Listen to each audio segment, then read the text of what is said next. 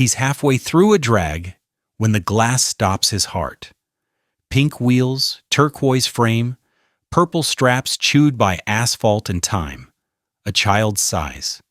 And on the toe guard, carved with a clumsy birthday blade, EGW, his initials for her, Emily Grace Whitmore.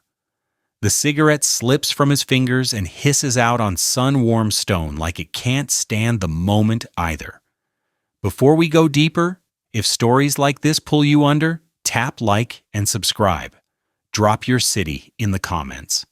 It always blows my mind how far these find people. Fern Creek is honey slow today. Saturday light drifts through maple leaves and stalls of peaches sweating sugar. Jars lined up like stained glass saints, knives that remember other kitchens. Helen is 2 steps ahead, tracing a porcelain rim with the same careful touch she once used to tuck hair behind a small ear. Robert lags, both hands in his jacket, carrying 20 years of hard air. He didn't want to come. He didn't want the quaintness, the mountain postcards, the people who say, "How are you?" like it's not a dangerous question. But the window kidnaps him. Timber treasures, gold letters peeling off green paint, dust braided with light, a headless mannequin, a tin soldier with a missing arm, and that pair of roller blades like a flare shot from another life. He doesn't think, he moves. The bell over the door coughs when he shoves through. "The skates," he says, "in the window." The clerk is the color of old paper, and looks like he's practiced not caring. 45, he answers, already bored. "They're not for sale," Robert says, not even looking at him, hands shaking while he lifts the blades. He turns them over as if they might have learned a different language while they were gone. "Size 4, he murmurs to the plastic, to the past. "You wobbled the first day. Then you were a streak." Helen is there with a breath pulled sharp enough to cut. She sees the letters. Her hand finds his sleeve. Hope feels like stepping onto a floor that isn't there. "They're evidence," Robert says. "They're inventory," the clerk replies, and the room gets thinner. Here's where it gets strange. A uniform fills the doorway like gravity. The officer squints at EGW, radios something in the rhythm of habit. A pause, a return, an open case from Rockford, Illinois. Missing girl, 12. Age progression photos that never forgot the eyes. The officer's shoulders shift. His tone softens by a degree only the broken measure. "Sir, I'm going to take these to the station. I need you to come give a statement." The ride to the station tastes like pennies. The rollerblades ride ahead in a clear bag on a vinyl seat, and Robert can't stop staring at them as if they might blink. The interview room is beige and humming. Detective Marshall enters with a notebook and a face that knows bad news by its weight. "Tell me," he says, simple as water. Robert tells him everything, with the careful speed of a man lowering a box marked "Fragile." Sunday, June 15th, 1986. Emily laced the straps herself, too tight, then too loose, then perfect. She left at 2:47 for Samantha's house half a mile away. The call at 5:02. "Is Emily still coming?" The scream that never left his throat. The flyers stapled to poles until his fingers blistered. The hot dogs left to burn on the grill because hope outran appetite again. The way a voice can wear grooves in a prayer until it's just a sound a person makes to stay standing. Helen adds the marrow. The map on the kitchen wall with red string like veins. The shoebox of tips that promised everything and delivered dust. The Christmas tree with lights kept on all night long because the dark started talking. Marshall listens like the story is a safe he can open if he hears every click. He orders records from Illinois. Gets a warrant for timber treasures, writes Victor Manson in a block of ink that looks permanent. But I haven't told you the part that still makes my hands go cold. When the sun drops and the market flickers to evening, Robert drifts back toward the shop as if attached by fishing line. "They'll handle it," Helen says, but his feet know another law. The clerk fumbles the lock. A side door opens. A man in a leather jacket, and a low brim, steps out with a walk that says he owns what he touches. He crosses to a black sedan. Another man waits. Between them, a little girl with blonde pigtails flinches when the hat man pats her head. It's tiny. It's loud. It's a dog that won't stop growling though its mouth is closed. "Is that Manson?" Robert asked the clerk. "Brother?" The clerk lies without blinking. The lie lands and stands there, smiling. Back at the Airbnb with its creaking stairs and lace curtains trying to behave, Helen goes to get Chinese takeout. Robert sits on the stoop and smokes a cigarette he doesn't taste. He searches Victor Manson on his phone and finds Absence dressed up as a shop website. The sky goes copper. Footsteps scuff. When he looks up, there's a girl watching from behind a lamppost, skinny, ponytail, clothes like she grew out of herself overnight. She steps forward 1 inch, then another. "Hey," Robert says, soft enough not to spook Deer. "You lost?" Her voice is a thread pulled tight. "Please, sir, can you help me save my sister?"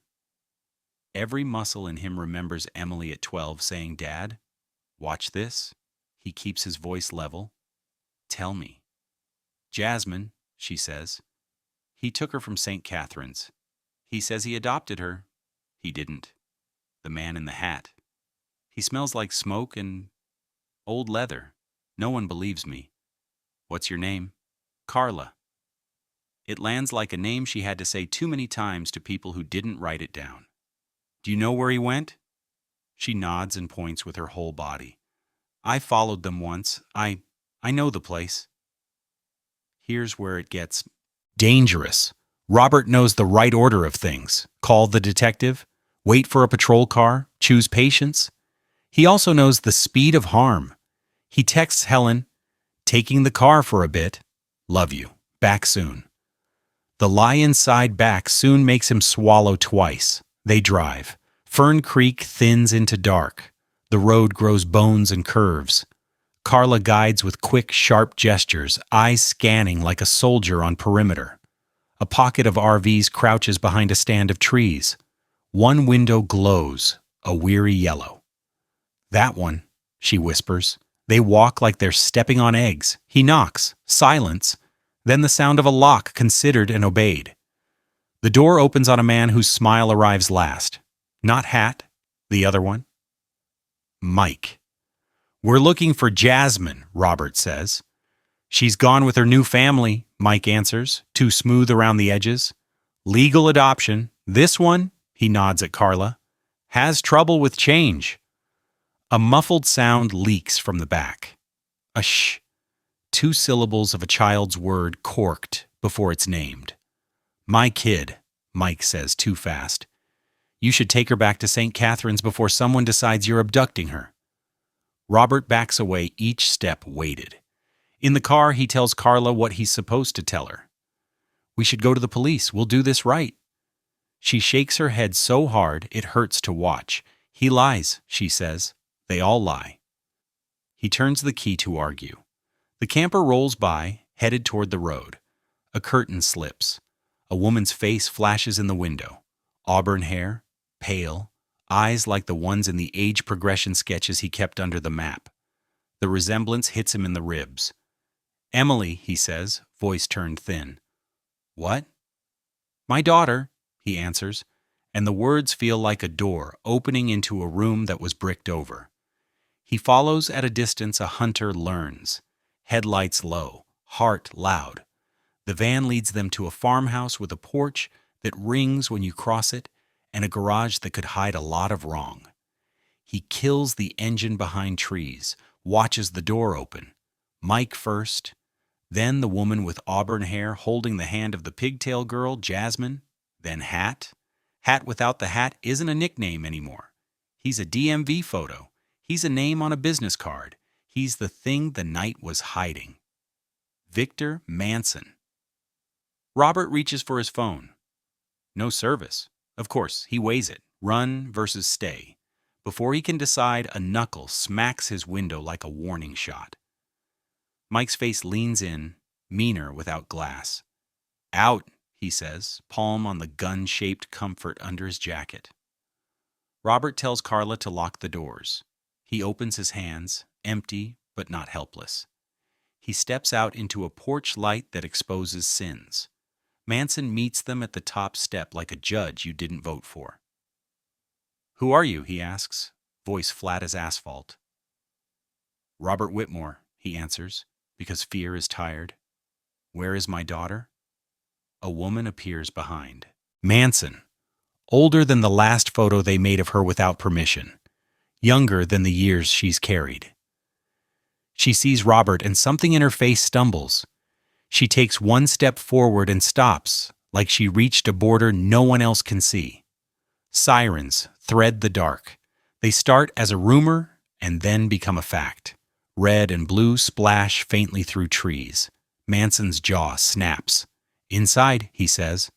"Now." The house inhales them and the door seals like a lid. "Fern Creek Police, come out with your hands up," the loudspeaker orders the night. Inside, Manson shakes out a pistol like a snake shakes out its body. "Lena," he tells the woman without looking at her. "Stand at the window, smile. Tell them you're here by choice." She doesn't move. "Now," he says, turning enough for her to see the barrel. She looks at Robert. A small breath. A tiny nod you only see if you've memorized someone. "I can't," she says. "What?" "I can't lie for you anymore," she says, the words quiet but hard. He swings the gun toward Robert. The woman moves. The sound is a door slamming in a tunnel. Another. The smell of brass and cordite. Mike shouts and then shuts up when he sees the officers filling the doorway with badges and barrels. Manson falls backwards, hands clawing at air. Blood spreads like a red map no one wants to trace. The woman, Lena to him, Emily to the people who never stopped whispering her name, has a wound slicing her upper arm like a bad memory. She's still standing. Robert kicks the guns across the floor with a precise anger he didn't know he had. A cop drags Mike down by the elbows. Another wraps Jasmine in a blanket that looks too cheerful. Carla's cry snaps, and then softens when she sees her sister's face. For a beat, everything else vanishes. The hospital is all antiseptic and murmurs. Robert sits in a plastic chair that believes in the worst part of mourning. Detective Marshall appears with a file thick enough to be a book. "He'll live," he says. He hesitates just long enough to be human. "Your daughter's injury is a graze. They're stitching." Helen arrives with coffee she drops without noticing. A doctor opens a door and makes a gentle shape with his hand. "You can see her now." Emily looks up, and the years between them fold like paper. "Dad," she says. The word lands and grows roots. He breaks quietly. Silent tears, shoulders shaking, a hand covering his mouth as if joy is also dangerous. He takes her uninjured hand. It's warm. He counts the knuckles like they might be different. "I never stopped," he manages. "Not one day." "He told me you were dead," she says, voice thin, worn in. "He told me no one was looking." Helen is a soft blur, and then arms. They hold each other like a raft. There aren't words that fit, they use breath instead. Here's the part that still gives me chills. Emily tells them the road. How he grabbed her with a kindness voice and a chemical cloth. How she woke to diesel and dark. How he talked in rules. How he taught her which neighbors to avoid and which to charm. How he cut her name into a new shape, Lena, because a person without hers is easier to arrange. She says he came to Fern Creek because the shop was his nest. He bought junk and sold memories and moved cash that wasn't his. He liked the feeling of choosing who exists. "Why not run?" Helen asks, but it's a trembling, not a question. "I did," Emily says, eyes on the slow, square clock. "Twice. The second time he taught me what no sounded like in a place where no one could hear." After that, I learned to survive. Jasmine? Robert asks, and his voice drops into a place it hasn't been allowed to go. He said he wanted a new wife, Emily whispers. He said I could stay, but he needed a fresh bud. He sent Mike to St. Catherine's with papers that looked real until you held them up to the light. Her face tightens. Carla followed. Carla is braver than anyone in this room. There's a knock. The CPS worker steps in with both girls clinging like magnets set right. Carla stands at attention. Jasmine peeks, then launches into Emily's arms and clings with that full-body grip children use to claim safety. You saved me, Emily tells Carla. You saved your sister. Do you know how rare brave is? The worker clears her throat. They'll be placed with a foster family by morning. We're reviewing St. Catherine's files. If you need help, Robert says, the words tripping as he reaches for them. We live in Illinois, but we can support, we'll do what it takes to keep them safe. The worker has a face for bad news that learned how to smile when it gets an easy one. We'll talk, she says. Help travels. The net widens. A judge signs orders with a pen that finally bites. Officers inventory timber treasures and find ledgers with names that aren't real. Accounts opened under 3 different birthdays. A list of deliveries that reads like a nightmare. St. Catherine's sends records that fall apart under light. Marshall coordinates with Illinois and Nevada and Montana. A truck yard somewhere remembers a false compartment. A man in Wyoming recognizes Manson's other face and decides he's tired of keeping it secret. Night settles again. The hospital dims. Machines keep time like gentle metronomes. Emily sleeps. Helen dozes with her fingers resting on the blanket near the bandage like she's marking a page she'll never lose again. Robert sits and watches the door as if menace is polite enough to knock.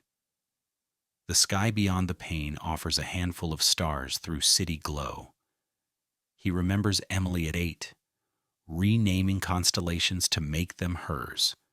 He let her. He always did.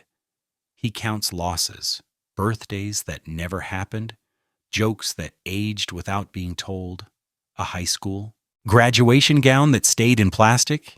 He counts the future too, therapists with good chairs, dinners where no one can finish a story because crying interrupts, mornings with goosebumps when someone gets the mail and doesn't come right back. He's not afraid of any of it. He's already done the hardest part. He waited, without proof. Now he will love with evidence. Marshall appears at dawn with eyes that saw too much and still look gentle. Manson made it through, he says.